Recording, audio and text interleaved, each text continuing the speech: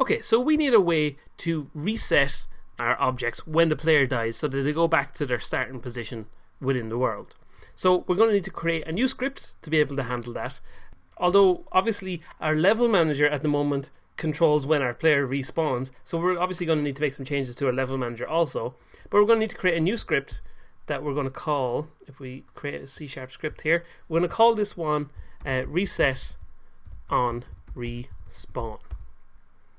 Okay, so I'm going to open this up here because basically what we're going to need to know is if we're going to reset all our objects within the world, we need to know what position do they start off in so that we can put them back in the exact same position when we restart the game. So if we go into our reset on respawn, there's a couple of things we're going to need. We need to know the position of the object, and basically we need to know all. So if we just use one of these coins for example, we need to know all of these things. We need to know what position they start off in. We need to know what rotation they have, because although we don't have it at the moment, we could want to reset any of these things back to 0. If we have an enemy that rolls around in the world or anything like that in the future, then we'll need to be able to reset it back to 0. And the same with the scale. We could have an enemy that shrinks and grows in the world or anything like that, so we wanted to set it back to be at its starting point in the game.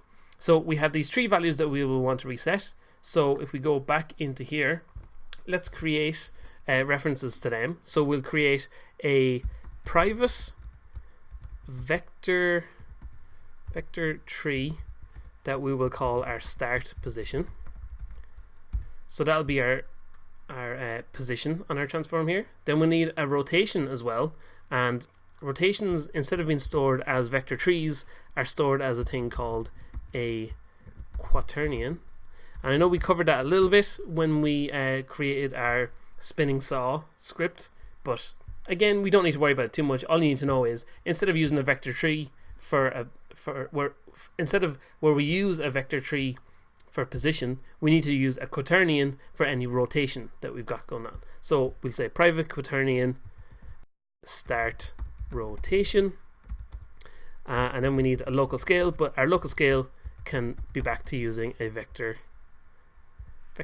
tree value. So this will be our start local scale. Okay, so that's perfectly fine. So that will suit for most objects in the world, to be honest. They'll be all absolutely fine. But what about, there's a few things within our world that also have a rigid body attached to them. For example, our green wiggle guy and our spider guy. If our spider is going to be walking, we're giving him a velocity to push him over to the left, and then he'll walk over the edge and he might fall down or whatever like that.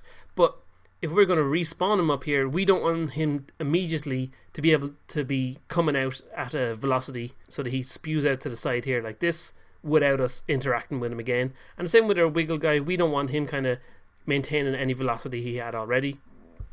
So we want them to be able to reset back to being 0.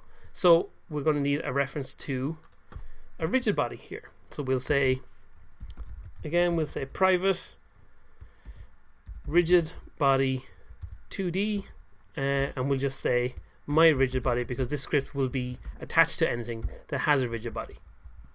So in our start function here, obviously we're going to need to set our start position, start rotation, and start local scale. So let's do that first.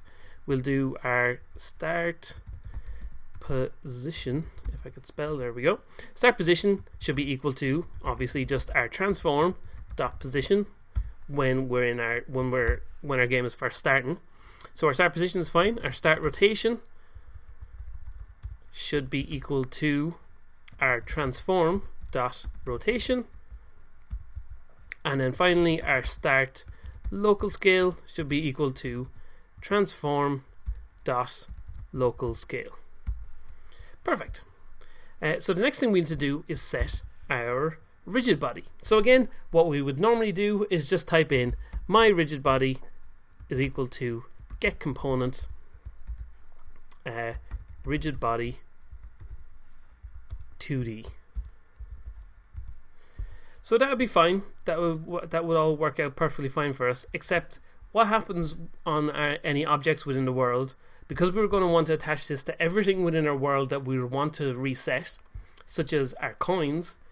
what happens when we don't actually have a rigid body attached to them? It can't set anything, so it might throw us some errors, and it might cause some errors later on when we try to set the rigid body, when we try to reset the rigid body back to what it should be. So we don't want to just do this for every single object, so instead we're going to add an if statement above it.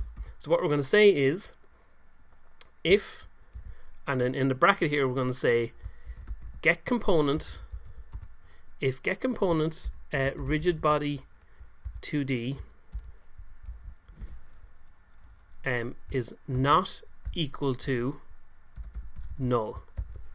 So what this does, it says, okay, we'll do this little check here, and it checks to see if there's a rigid body attached to the object, and if it says, okay, if it doesn't find an object, or it doesn't find a rigid body attached to the object, then that means that this value is now null. So if it's null, then we shouldn't do this thing, because it's saying, okay, well, there's no rigid body here, so we can't set a rigid body. So then what we'll do here is we'll wrap these curly brackets around our rigid body kind of assignment here. So what we're saying is, if we can't find the component of the rigid body, then we shouldn't do this. But if we can find the rigid body, so it's whenever our search for the rigid body is not null. So again, this little exclamation mark means not, and we say is not equal to null. Then we say, okay, if that's true, then we can actually set what our rigid body is. Okay, so that's fine. And just for your own personal reference, I know we've covered before, when we do these if statements, normally we have to say equals equals when we're checking two different things. But when we're doing not equals, that's a full statement by itself, so we don't have to say not equal to null. Just something to keep in mind and to remember. Okay, so this is fine. So now we've set all our little values up here. So we need to have a way to reset our values. So we're going to create a new function down here that we're going to call public void reset, like this. And basically this is going to be called whenever we need to reset an object in the world. So we'll want to basically set all these values that we've set here, we want them to be able to set back to be 0. So our transform.position, for example, our transform.position should be equal to start position.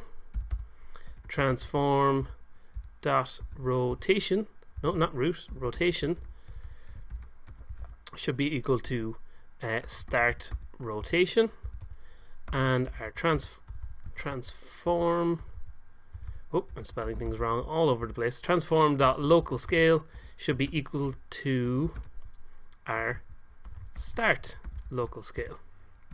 So that's perfect. Those three are nice and straightforward and simple. But again, we want to be able to, we're not going to reset our rigid body so much as just set the velocity of the rigid body to be nothing, because when we start the game, obviously there's no velocity attached to any of these objects. So, but we only want to set that on any object that has a rigid body attached.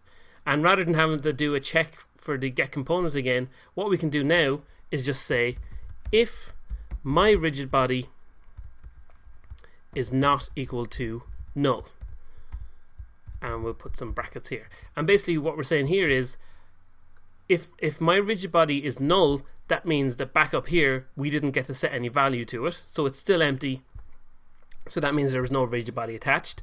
But if our rigid body is not null, that means that we did find a rigid body back up here, so we can actually do something here. And what we want to do is just say my rigid body dot velocity is equal to vector tree dot 0. So vector tree dot 0 is a shorthand way of basically just saying instead of having to go new vector tree and in the brackets putting 0 for the x, 0 for the y, and 0 for the z, basically all it does is say, okay, vector tree dot 0 just means make all the x, y, and z 0. As you can see, if we hover over it here, we get a little thing saying it's a shorthand for writing vector tree 0, 0, 0. So perfect. That's our reset script kind of all an action here. We just need a way to be able to reset our objects within the world. So now we're going to need to make some changes to our level manager. So I'll just drag this over here. So in our level manager, basically what we want to do with our level manager is find every object in the world that has this reset on respawn script attached to it, because those will be the objects that we need to go back into the right position. So we need to find all of those objects and just tell them all when our player respawns to run this reset little bit here. And the way we're going to do that is by using an array. So we're going to jump into covering that in the next video.